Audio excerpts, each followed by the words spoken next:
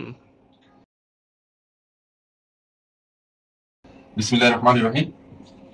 আজকে যে বিষয়টা নিয়ে আলোচনা করবো সেটা হলো বিজ্ঞানের খুব গুরুত্বপূর্ণ একটি টপিকস, নাম হচ্ছে সালোক সংশ্লেষণ। আমরা সবাই এর সাথে পরিচিত। আর সালোক সংশ্লেষণ খুবই গুরুত্বপূর্ণ একটি বিষয় উদ্ভিদ এবং আমাদের প্রাণীর জন্য।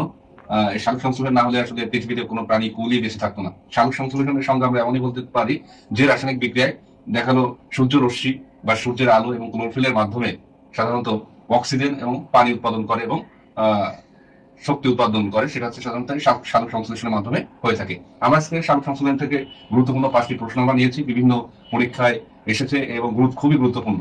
বিসিএস এসেছে, বিভিন্ন প্রাইমারিতে এসেছে, ব্যাংকে এসেছে, বিভিন্ন অধিদপ্তরে এই 5টি প্রশ্ন বারবার এসেছে।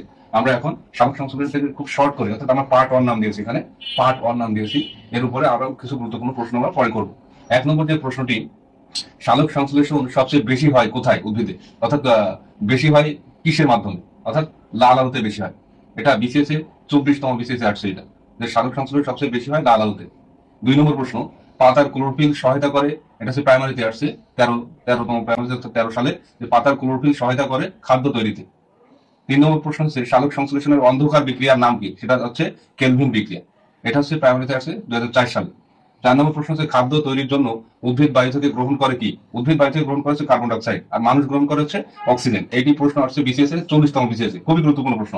5 নম্বর প্রশ্ন হচ্ছে ফটোসিনথেসিস টেক্স প্লেস ইন, অর্থাৎ ফটোসিনথেসিস বা সালোক সংশ্লেষণটা হয় কোথায়।